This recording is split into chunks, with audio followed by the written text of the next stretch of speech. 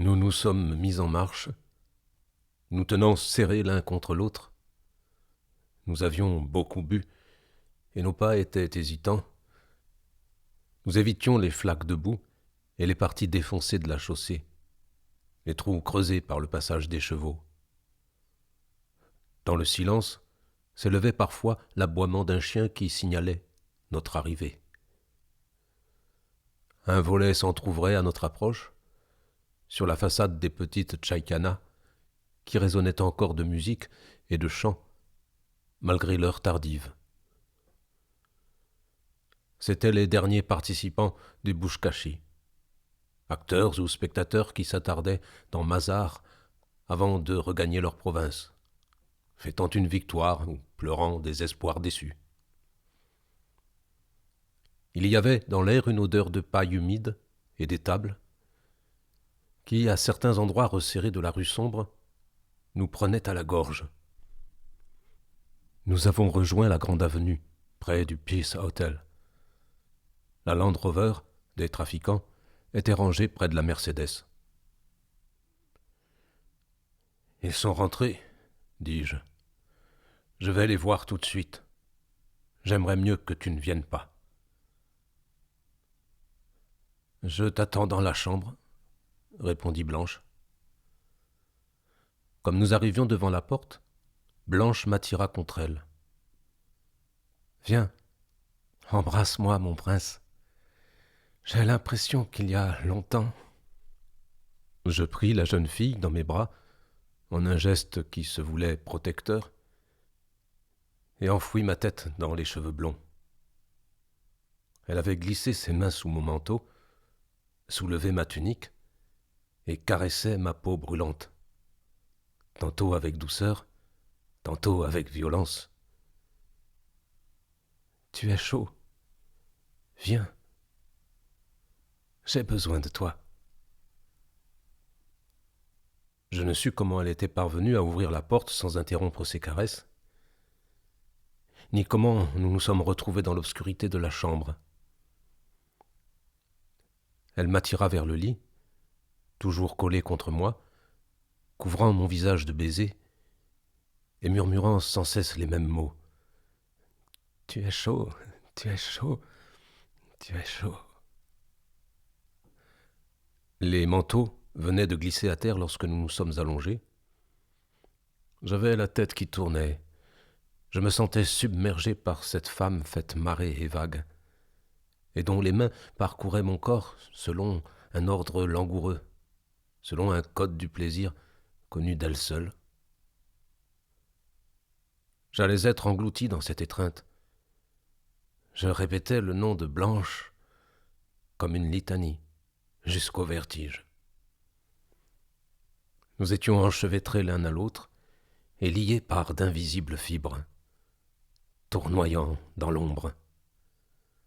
L'univers voltigeait, abandonnant çà et là des lambeaux de passé et des souvenirs. La bouche de Blanche était folle sur mon ventre. J'aurais voulu lutter. Contre quoi? Une guerre se livrait, une guerre où j'aimais mon ennemi, une guerre par consentement. Mais ceux qui se battent ne sont-ils pas toujours consentants? Le vertige devenait de plus en plus violent. Il ne fallait plus lutter. C'était encore la meilleure façon de combattre, se laisser prendre, porté par cet amour que je sentais en face de moi, sur moi. J'étais étonné de pouvoir encore si facilement penser, raisonner, et c'était là quelque chose d'effrayant. Cette distance, ce désert brûlant entre Blanche et moi, je croyais les avoir gommés, les avoir vaincus, et voilà qu'ils ressurgissaient avec plus de force. Est-ce que ce sera donc toujours la même chose? Est-ce que je serai toujours aussi loin de ceux que je veux aimer? N'existe-t-il pas un autre espace où l'on rencontre les humains dans une autre logique, dans un autre amour, qui dure, et que les secondes ne viennent pas entailler? Mes yeux s'étaient faits à l'obscurité, et je regardais Blanche dont la tête roulait sur mon ventre, bercée par le mouvement de nos corps. La jeune fille me déshabillait doucement tandis qu'elle déplaçait l'ivresse vers d'autres lieux. J'étais presque entièrement nu, et elle, toujours vêtue. La bouche était descendue encore, et je sentais la fourrure du manteau de loup qui frôlait mes jambes. Un instant, je fus saisi d'un mouvement animal et je cambrai les reins, mais Blanche semblait me maîtriser et me guider dans le plaisir. La marée revenait me prendre et m'emportait sur d'autres rives. J'agrippais le manteau, les cheveux de cette femme qui me couvrait de son corps. Mes mains, pourtant, ne pouvaient rien saisir et se rouvraient aussitôt. Peu à peu, je me sentis incapable de tout geste. Blanche était au-dessus de moi comme une tempête d'essence, toute de brûlure, si proche et si lointaine à la fois, m'interdisant tout mouvement. J'eus brusquement le sentiment de mon propre néant, évident, matérialisé.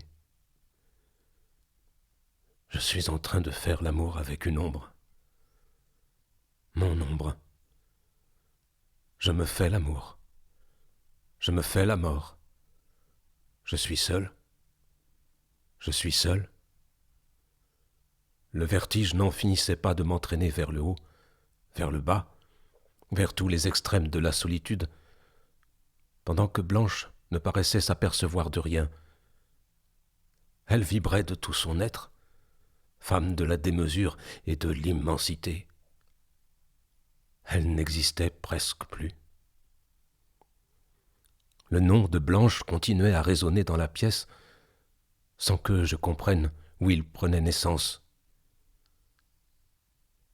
En suivant du doigt la courbe du bras de la jeune fille, je découvris qu'elle avait glissé une main entre ses propres jambes et elle se caressait. Un désir incontrôlable m'envahit l'espace d'une seconde, puis me quitta aussi brutalement. Ça y est, je suis entré dans la mort. Je sais à quoi cela ressemble. Et je prononçai à haute voix : « Ce n'est pas la peine, princesse, ce n'est pas la peine. Je suis mort. Tu entends ?» Je saisis le bras de la jeune femme et stoppai son mouvement, puis la forçai à s'étendre sur le lit. Je répétai : « Je suis mort, princesse. » Blanche était tremblante encore et elle ne parvenait pas à calmer son corps. Je regardais dans la nuit briller ses yeux où semblait s'éveiller maintenant une lueur qui diffusait la haine. Blanche restait silencieuse et haletante. Blanche recommençait à exister. Je ne trouvais pas les mots, que je sentais pourtant si proches de mes lèvres. Des mots d'apaisement et de raison qui n'avaient plus cours dans ce monde. Mon être était froid et grelottant, dedans comme dehors. Je pouvais me lever, aller à la rencontre de tout. Je n'avais plus peur. Je venais d'entrer dans le dernier désert.